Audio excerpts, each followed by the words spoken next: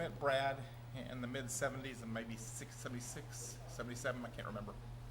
And I went down to a pizza place to see the band Lick play. My first thought was, these guys have that it. They have it. But they were so far away from it. But I could just identify it immediately. And began working with them almost immediately on a part-time basis in a group, quickly into a full-time management relationship. And it was the only band I managed at that time, by choice. And I developed a close friendship with Brad. And also close friendship with other guys too as well, Richard and Lewis and Charlie. Richard was probably my closest friend, I guess, but Brad was my closest ally by far. I mean, he and I were on the same page from day one to finally the band. We always, business-wise, agreed. Brad is brash, arrogant, also had that underbelly of lack of confidence, which was overcompensated with his arrogance. But he was bright, he was articulate, he was creative. He was all the things you see in people that become superb in their field, whether it's music, whether it's engineering, but he had all those attributes. Pretty deep meaning. Oh, absolutely. Okay, state your name. Chris Terranova. Okay, and tell us about you and Mr. Bloomstrom organizing this event. Well, because of Brad and our long history together, not only as band members but as family, it was just devastating to hear. Brad just recently got back into the music scene with us in a project called Big Noise, and we saw the early signs of him having some issues, and it was very, very tragic for all of us. And then when we found out the truth of what was going on, how bad it really was with Brad and how bad he really needs help, we decided, John, myself, the original drummer from Jeremiah, Mike Raven, that was a big part of it, we decided to put this thing together, and it's been in the planning for several months, and that's really what it's all about. It's all about trying to get him some die-hard needed help.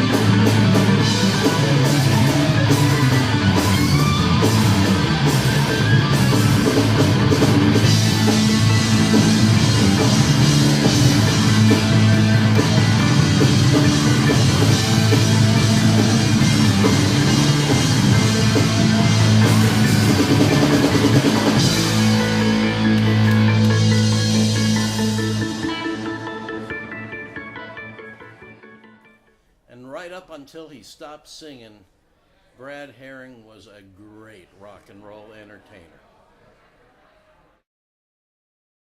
Well, my grandmother died of cancer. Yes, and we have a few deaths. And it's a real close my thing. cousin's mother-in-law passed away recently from cancer, and my uncle right now has been diagnosed with cancer. And it's a terrible thing. Yeah, it's heartbreaking. It's hard, but with the support, the background, and family and friends, yeah, it makes it easier. Yeah, it makes it a lot easier because you're not alone. No, you're not not. alone. We're here. We're here for you guys too. Just that I'm really glad to be here, and I'm glad to be a part of this. And my prayers are with Brad and his family, and I hope that things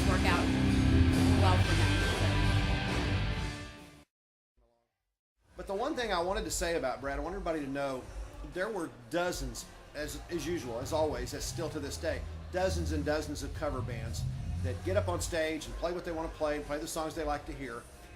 And they're all okay, but Brad, Richard, Lewis, and Charlie, every single one of them had this untangible talent or ability that was over and above just being a music fan. They just had that certain spark, every one of them, and of course when they collectively was amazing. Wow, working for the money, trying to treat her right, sweating in the sunlight, but she's cold and bad at night. Sometimes I have to wonder where it all will end. Wake up in the morning, start it all again. Reaching for that bottle, a little more red wine.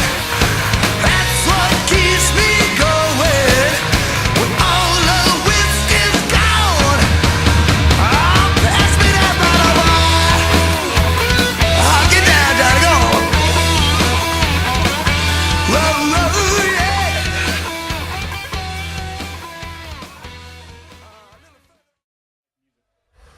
Well, he was always the hardest working member of the band. He was the one that wrote the songs. And I remember staying up real late with him numerous times, and he would play acoustic guitar and sing, and he had a lot of passion, a lot of soul. He always acted differently around me late at night when there was no fans around or nobody there. Really had just showed such heart. Brad was just beginning to have a little trouble with his throat at the time, and I had a fear that it might be a cancer, but he sang and he performed just like he always did, and it was a great show. And then a few months ago, I had heard from his girlfriend Lisa that definitely he had the cancer, and I talked to John and I talked to Chris and I said, hey, we got to do something to help the guy. Why don't we get together and do a fundraiser? And John and Chris ran with it, and here we are today.